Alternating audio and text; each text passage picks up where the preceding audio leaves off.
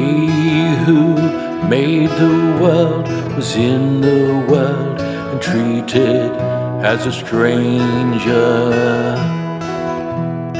He came to his own, and his own never gave him welcome. Oh Jesus, you forget. Hello, and welcome to part 2 of My Kingdom is Not of This World. What is an inquisition? It is an inquiry. What is heresy? Someone takes a part of the truth and develops his own theology, which is contrary to the truth. It comes from the Greek word for choice, which is a word we hear often in our secular culture, where it has been elevated to the level of a minor deity. Heresies have been around for as long as Christianity. Gnosticism was present in the 1st century AD and has persisted, for instance, through Marcionism, Manichaeism, Catharism and New Age spirituality. In the year 1209 AD, Cambridge University was founded. Like the great universities of Bologna, Paris, Oxford and Salamanca, it was a Catholic cathedral university, and all of them were at the forefront of great advances in learning across the spectrum of philosophy, theology, arts and sciences. At that time, Catholic Europe was under attack from Islam in the east and in Spain, and from pagans in the north and northeast. 5 years earlier, the Fourth Crusade produced the sack of Constantinople, which aggravated the schism between the Catholic and Orthodox churches. The church had become worldly. In 1209, Francis of Assisi went to Rome to ask for papal approval of his order. The Pope, Innocent III, had a dream of his church, San Giovanni in Laterano, crumbling. Holding it up was a little ragged man from Assisi. Francis received papal approval for his order, the Franciscans. Also in 1209, the Cathar Crusade began, following the murder the previous year of the papal legate Pierre de Castelnau, shortly after he had left Toulouse, where he had had a frosty meeting with Count Raymond VI. At that time, heresy was prominent. Cathars held power in much of southern France and northern Spain. Other groups, the Waldensians and Bogomils, were active in Italy and the Balkans. The Cathars were a threat to both the religious and the civil order. Author James Bogle speaks of them as an enemy within Christendom, even a terrorist force. He states that they persecuted and murdered Catholics, including missionaries. He is also convinced that Count Raymond VI of Toulouse and King Pedro II of Aragon were Cathars, even though they portrayed themselves as Catholics. Raymond was excommunicated, probably rightly so, in 1208 after the murder of the papal legate. The excommunication was lifted, but Raymond was excommunicated again when he did not fulfill the terms of his rehabilitation. Before the Crusade, Cistercian missionaries had been working for the conversion of the Cathars with very little success. St. Dominic of Guzman had begun his missionary efforts among the Cathars in 1206. He also made only little headway. Should the Crusade have been called, or should the tares and wheat continue to grow together? I refer you to Matthew 13:24-43. The Crusader army was usually very small, with a regular turnover of fighting men.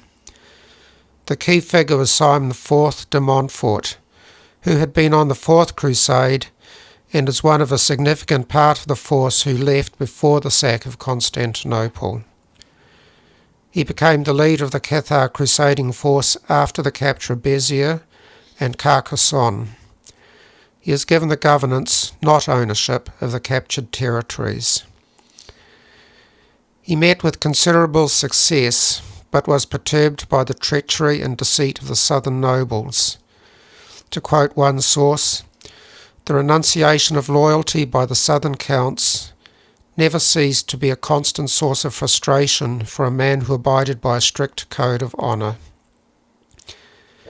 Béziers was taken in 1209, and the Cathar treatment of a captured crusader left little doubt that the rules of war would be disregarded. Béziers fell surprisingly easily. Buildings were set alight, apparently against orders. Reports of 20,000 massacred seem much exaggerated, as the population was much smaller than that. The story of a cleric saying, "Kill them all, God knows who is his own," has been proven to be a myth. In the year 1213, there was a significant battle at Muret. 700 knights under de Montfort defeated a vastly larger force under Pedro of Aragon and Raymond of Toulouse.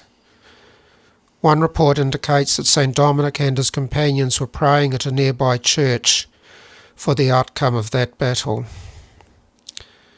In 1218, Simon de Montfort was killed in a battle. The Crusades eventually ended in 1229, with French forces victorious. The crusade had become a war of conquest. What were the Cathar beliefs? They were agnostic. They had an inner elite, the perfecti, or perfect ones, who had the secret knowledge, and prayers were offered by them on behalf of the believers. This system was dualistic. They believed in two equal gods: the good God of the New Testament, who created the spiritual world, and the bad God of the Old Testament, sometimes called the Demiurge, who created the material world in which everything was evil, including marriage, procreation, and childbirth. Abortion, infanticide, suicide, euthanasia, and assisted suicide were practiced. They believed in predestination and in reincarnation, and vegetarianism was part of their ascetic lifestyle, especially for the perfecti. They claimed that John the Baptist was a demon, Jesus a bad man, with Mary Magdalene his concubine. They claimed that the spirit of the Saviour was present only in the body of St. Paul, that the Church of Rome was a den of thieves and the harlot of the Apocalypse. Does this sound familiar? The Cathars rejected the Catholic priesthood and the sacraments. They had one sacrament called the Consolamentum, which was received on becoming one of the perfecti, and also before death. If the believer then recited their altered version of the Our Father, they could supposedly go to heaven. They also rejected the doctrine of sin, which may explain the problem that Simon de Montfort had with the southern nobles. In the 1230s, the first papal inquisition was set up to deal with the Cathar heresy. The aims of the inquisitions were fourfold. 1. To save souls. 2. To identify heresies and convert heretics. 3. To be a buffer between the accused and the executioner. And 4. To save lives. They had jurisdiction over Christians only, and had no power over life and death. That belonged to the civil authorities. It was a court and has formed the basis of our modern court system. Detailed records were kept. The accused were asked for a list of their mortal enemies. The accuser was not named the accused, but if he was on that list, then the case was dropped. The inquisitors were usually Dominican, some were Franciscan. They were chosen because they were highly educated, because of their good character, and because they were the least susceptible to any pressure from civil authorities. When inquisitors arrived in an area, they would give a month or so, a time of grace, for those who wished to be reconciled to the church to do so. Was torture used? Yes, though infrequently, and not as depicted in many cartoons that we have seen. It could be used when guilt seemed certain though unconfessed, and for a maximum of 15 minutes. Methods that could lead to bloodshed, mutilation, miscarriage or death were banned. Heretics who remained obdurate were referred, as required by law, to the civil tribunals. Note that at that time heresy was treason, and had been since the time of Constantine, and that not all who were found guilty were referred to the civil tribunals. If you want further information on Inquisition processes and penances of the medieval Inquisitions, Wikipedia gives a very good description. Contrast this with the example of King Philip IV of France, who reigned from 1285 to 1314, who, to meet his debts, taxed the church, then expelled the Jews and confiscated their assets.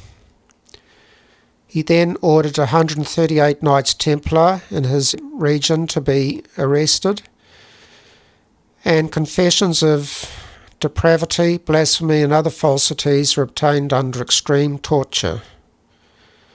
He then pressured the Pope to dissolve the Templar order. At that time the popes were based in Avignon, and would be until 1376, when the exhortations of St. Catherine of Siena finally brought about the return of the papacy to Rome. Pope Clement V did yield to the pressure from the king, but came to realise that he had made a terrible mistake. However, the king had his way and probably got most of the Knights Templar assets. On March the 18th, 1314, the Templar leader Jacques de Molay and some of his men were burnt at the stake in Paris. De Molay asked to die, facing Notre Dame, with his hands tied in prayer. As the flames rose around him, he spoke out, saying, "God knows who is wrong and has sinned. Soon a calamity will befall those who have condemned us to death." Pope Clement V died in April, and King Philip IV in December, soon after his line died out. The Knights Templar continued as the Order of Christ and as the Supreme Order of Christ of the Holy See. The Freemasons, contrary to some claims, are not heirs to the Knights Templar.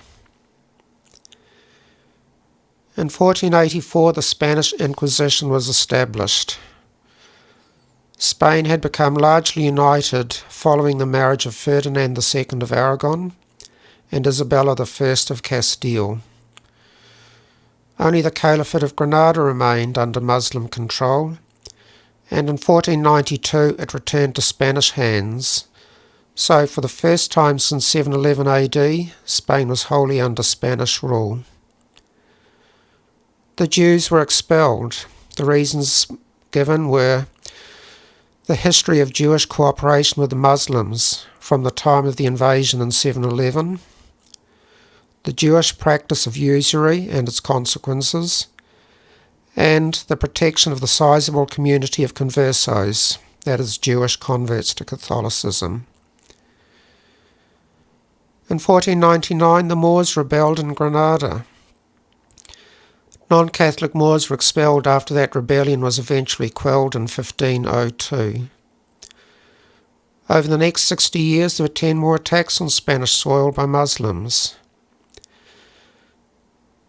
Then, in 1568, Moriscos, that is the Moors who had supposedly converted to Catholicism, rebelled. This rebellion had significant support from outside of Spain and lasted for 3 years. Then in 1609 the Moriscos were expelled from Spain. How many Moriscos were expelled? One figure given is 300,000, but that figure has been questioned. How many Jews? Henry Kamen estimates that about 40,000 left Spain, out of a population of 80,000 Jews and 200,000 conversos. In the earlier part of the Spanish Inquisition, most of the cases heard were conversos. As time went on, mostly Moriscos were tried. How accurate are the portrayals of the Spanish Inquisition? Were 30,000 or 300,000 killed? Was there abuse or excessive zeal in the process of the Inquisition? Well, yes, there was. How often? I don't know. But in 1998 the records were opened and have been studied by various experts, including Henry Kamen and Professor Borromeo. 125,000 people faced the Spanish Inquisition. 1,250 died after being found guilty. The total death toll of all those tried by all the Inquisitions was about 10,000. In the year 2000, Pope John Paul II asked God for forgiveness for sins committed in the name of the faith, including by the Inquisitions. Did the Inquisitors achieve their aims? Certainly, they were a barrier between the accused and the executioners. Heresies were identified and many heretics converted. How many souls were saved? How many lives? We cannot know, but it seems probable that many were. Note that heresy has been treated as treason, as I said, from the 3rd or 4th century AD. The death penalty for treason remained in New Zealand until 1989 and in the UK till 1998. How about inquisitions in non-Catholic countries? In England, under King Henry VIII, an unknown number of Catholics were killed. Two estimates from non-Catholic sources, which cannot be reliably confirmed, are 50,000 and 74,000. Torture used was far more severe than permitted in the Inquisition. Punishments included being hung until nearly dead, then drawn and quartered, and, as happened to St. Margaret Clitheroe, the patron saint of the Catholic Women's League, being crushed to death under unbearable weights.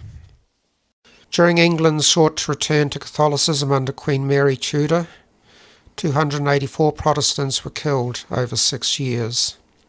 Under Queen Elizabeth, one estimate of the number of British and Irish Catholics killed is over 8,000, although I cannot confirm this figure. I would like to return to the 13th century. Papal approval was given to the Franciscan Order in 1209 and to the Dominicans in 1216. The Franciscan Order grew rapidly and is still a major order. The Order of Preachers, that is the Dominicans, also grew rapidly. They placed high value on learning for both male and female orders, and a number of them were involved in tertiary education.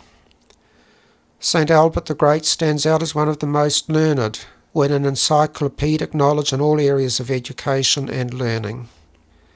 He taught that wisdom and understanding enhance one's faith in God. One of his students, Thomas Aquinas, was called a domox because of his size and quietness by his fellow students. However, St. Albert the Great said of him, "You call him a dumb ox, but in his teachings he will one day produce such a bellowing that it will be heard throughout the world." Thomas Aquinas, known as a great writer and philosopher, taught that truth is known through reason, rationality, that is natural revelation, and faith, divine revelation. At Mass on 6 December 1273, he experienced a prolonged ecstasy, after which he ceased writing, leaving his Summa Theologica unfinished. When asked by a friend why he was no longer writing, he said that, after what he had seen, all that he had written seemed as straw. On another occasion near the end of his life, and while he was praying before the crucifix, Jesus spoke to him. He said, "You have written well of me, Thomas. What reward would you have for your labour?" Thomas replied, "Nothing but you, Lord. Nothing but you."